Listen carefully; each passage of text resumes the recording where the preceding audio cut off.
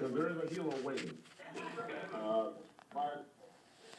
Mark, let me say a couple of things. First of all, I do not think that anybody could have provided better leadership in this whole endeavor, and more dedication and more focus on detail, and sweating the small stuff that ended up resulting in this amazing victory.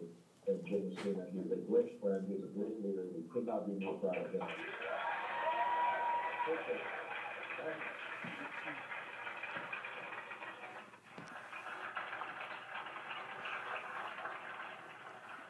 We are all relieved that Axelrod doesn't have to shave off his mustache. That was strong incentive on our part to make sure this thing went well. But as I think many of you know, I wouldn't be here if it wasn't for Axelrod. It was just a few blocks from here, probably.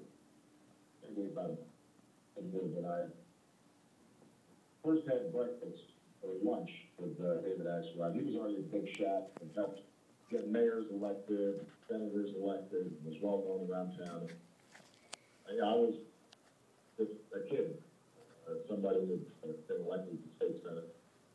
I had to sit down and talk to him and persuade him to sign on to my U.S. Senate campaign. The odds of me winning the U.S. Senate race were far lower than me winning my first presidential race. It was a long shot by any stretch. And the only reason that I knew I had a shot at getting Axelrod, because for all his tough guy demeanor, he's somebody who believes that this is about values and this is about helping people, it's about service. And he lives me. And he and I have been on this incredible journey for a really long time. And for me to be able to stand here with him in what I think will end up being, for both of us, our last political race is amazing. So give David Axelrod.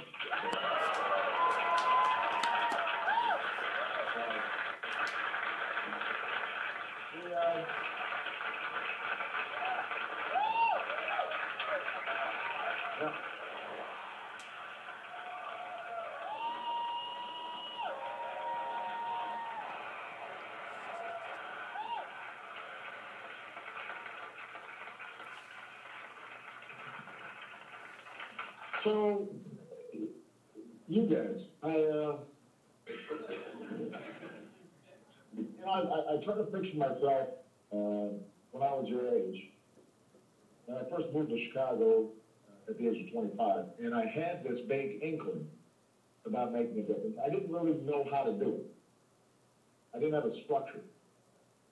And there wasn't a presidential campaign at the time that I could attach myself to. Ronald Reagan had just been reelected and was incredibly popular. And I came to Chicago knowing that somehow I wanted to make sure that my life attached itself to helping kids get a great education or helping people living in poverty to get decent jobs and be able to work and have dignity. To make sure that people didn't have to go to the emergency room to get health care. And I ended up being a community organizer out in the south side of Chicago. A group of churches were willing to hire me. And I didn't know at all what I was doing. And the work that I did in those communities changed me much more than I changed the communities. Because it taught me the hopes and aspirations and the grit and the resilience of ordinary people.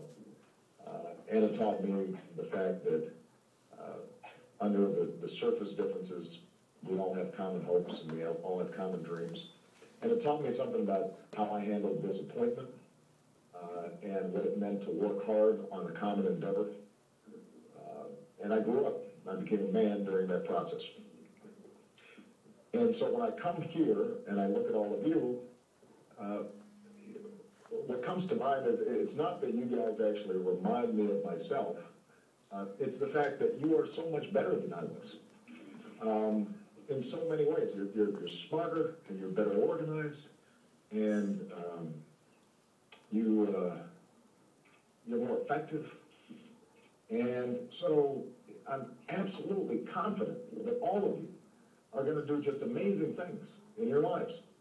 And, you know, what Bobby Kennedy called the ripples of hope that come out when you throw a stone in a lake, that's going to be you.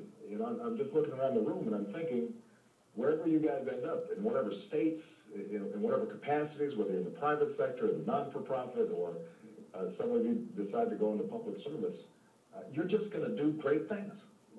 And that's why, even before last night's results, I felt that the work that I had done in running for office had come full circle. Because what you guys have done means that the work that I'm doing is important. I'm really proud of that. I'm really proud of all of you.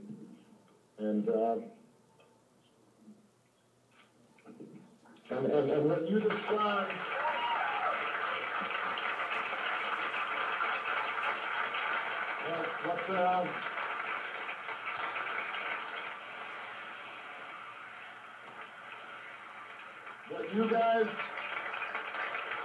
what you guys have accomplished, it will go on in the annals of history, and people will read about it and they'll marvel about it.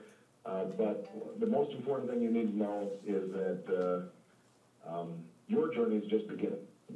You're just starting. And whatever good we do over the next 4 years will pale in comparison to what you guys end up accomplishing for years and years to come. And that's been my source of hope. That's why during the last 4 years, when people ask me about, you know, how do you put up with this or that and the frustrations of Washington, I just think about you. I think about what you guys are going to do. And that's the source of my hope. That's the source of my strength and my inspiration. And I know that you guys won't disappoint me, because I've already seen who you guys are, and you all are just remarkable people, and you've lifted me up each and every step of the way. All right?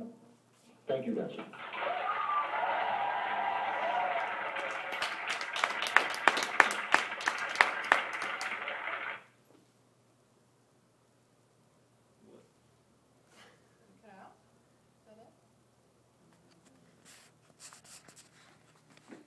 Around your desk.